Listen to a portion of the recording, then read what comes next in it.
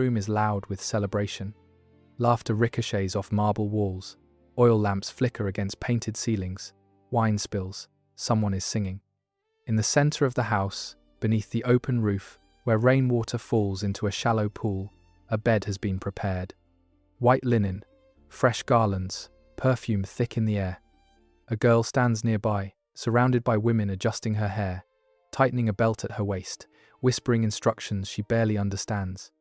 Outside, men are still drinking. Inside, the doorways remain open. And when the guests finally leave, they do not go far.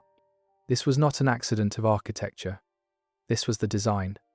This is not a story about romance in the ancient world. It is a story about how one of history's most powerful civilizations engineered marriage as a transfer of control, legal, social, physical, and wrapped it in ritual so elaborate that resistance became unthinkable. When we talk about Rome, we talk about law, roads, republican virtue, imperial power. We rarely talk about what happened inside its homes. Yet the Roman household was the foundation of everything else, the training ground for obedience, hierarchy, and authority. And marriage was the moment that foundation was reinforced. To understand it, we have to begin with power. In Roman society, the central figure was the paterfamilias, the senior male, who held legal authority over his household. His power was not symbolic, it was codified. He controlled property, contracts, marriages, and, in earlier centuries, even life and death within his family. A daughter did not legally exist apart from that authority. Marriage was not primarily about companionship. It was about alliance, consolidation, lineage, stability between families. Dowries were negotiated, political ties secured, debts eased. Influence expanded. Under Roman law, a girl could be betrothed before puberty and legally married at 12. For elite families, the average age of marriage for girls hovered in the early to mid-teens. Their husbands were often a decade, sometimes two older.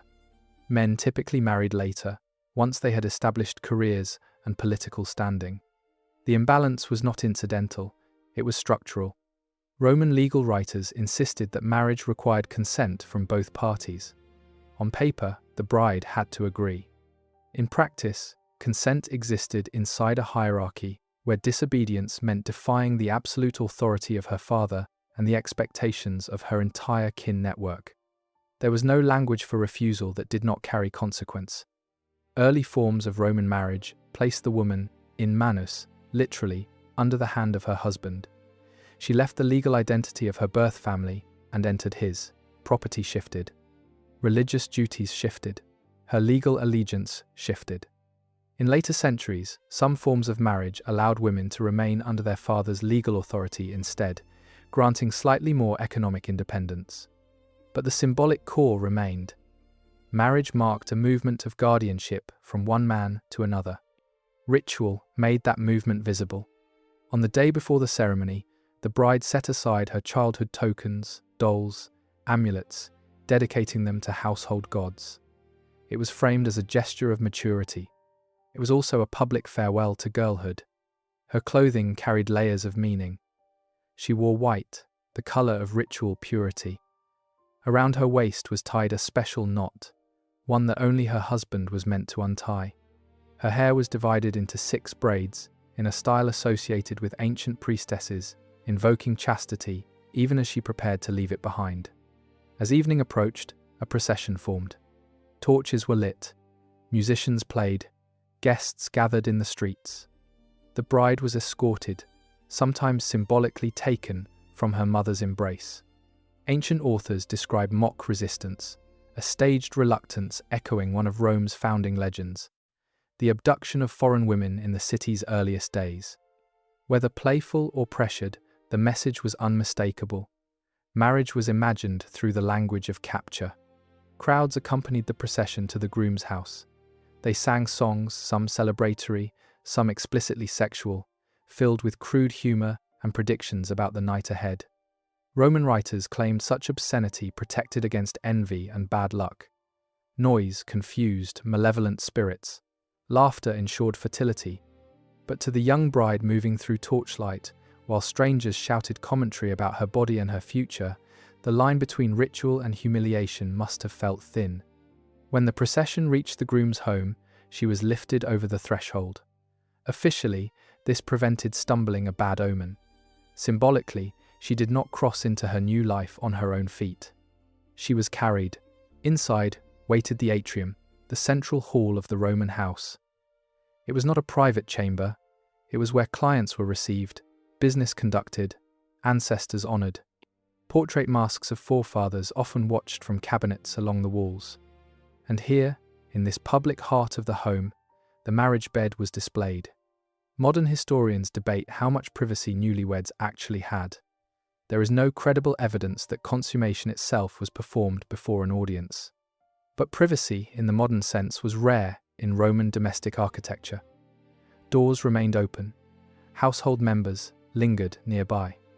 The sounds of celebration did not vanish immediately. The bed's placement mattered. It signaled continuity, fertility, the merging of bloodlines beneath the gaze of ancestors. Marriage in Rome was not merely personal.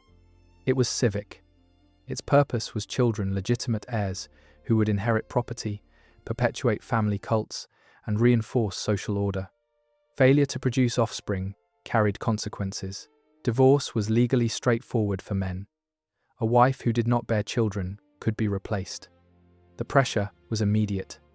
The wedding night was framed as transition from Virgo to Matrona, from daughter to wife. Roman moralists praised modesty in brides, but they also emphasized obedience and fertility as primary virtues. Education for elite girls focused on domestic management, modest conduct, and loyalty. Public life was reserved for men. Reputation defined a woman's value, and reputation hinged on sexual behavior controlled within marriage. This was not a culture confused about gender hierarchy. It was a culture that institutionalized it.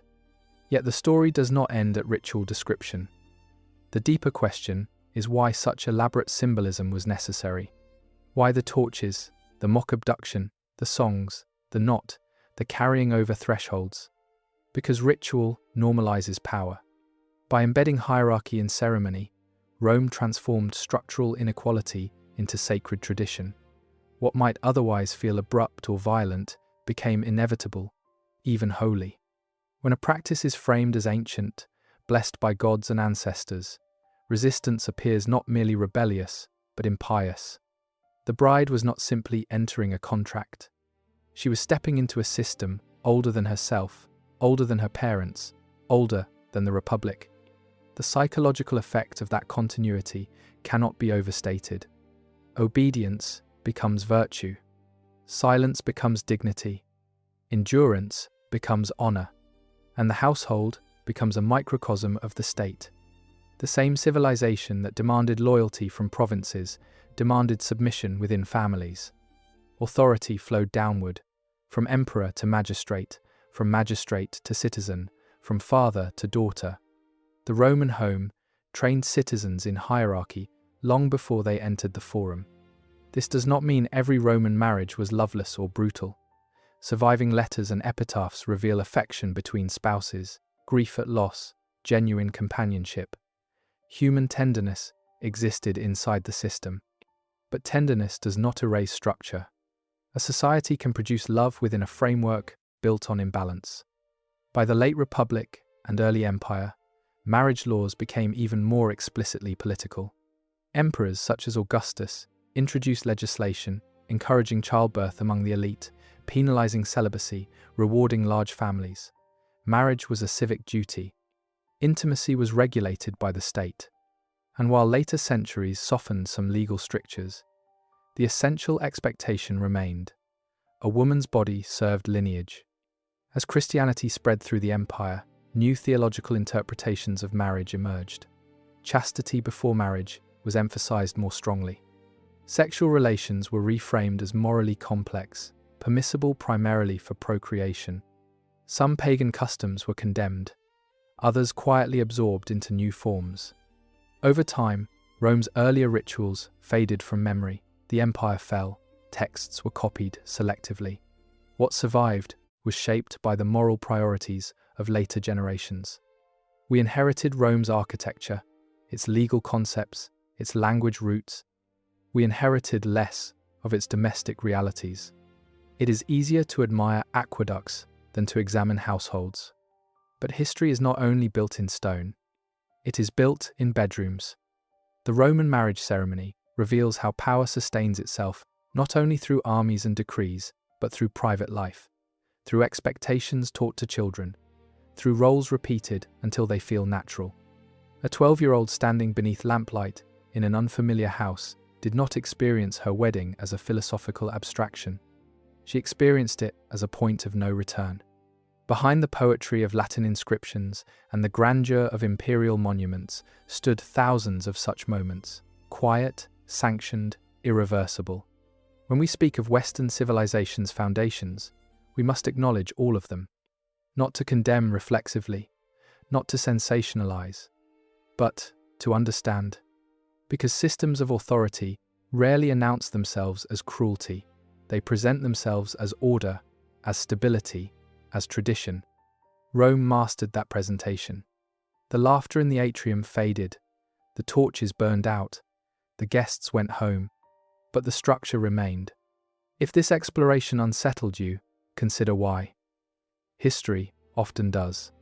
Subscribe if you want more deeply researched documentaries that examine the past without ornament or nostalgia. And in the comments, tell me what moment stayed with you, or which hidden corner of history we should step into next. The empire is gone. The questions it raises are not.